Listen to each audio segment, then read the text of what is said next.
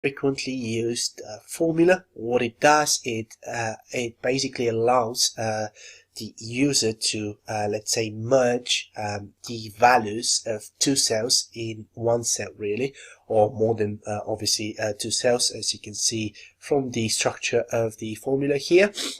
Okay, so if I go to the example sheet again and find the example for concatenate to make it more clear. Now what we have here is we have a column of first names, and then we have a column of surnames as well. Okay, but what we need is we want to put the first name and the surname in one cell, and we can also put space between the first name and the second name. So in order to do that, we start typing concatenate, and then we open the bracket, and then we select the first name.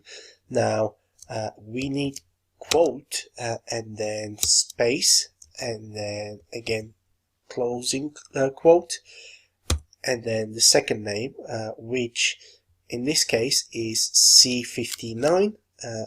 That's cell C59. Now we close this, and what we get is, after replacing again the comma with the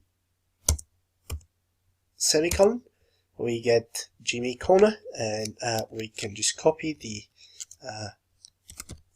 formula for all the other examples.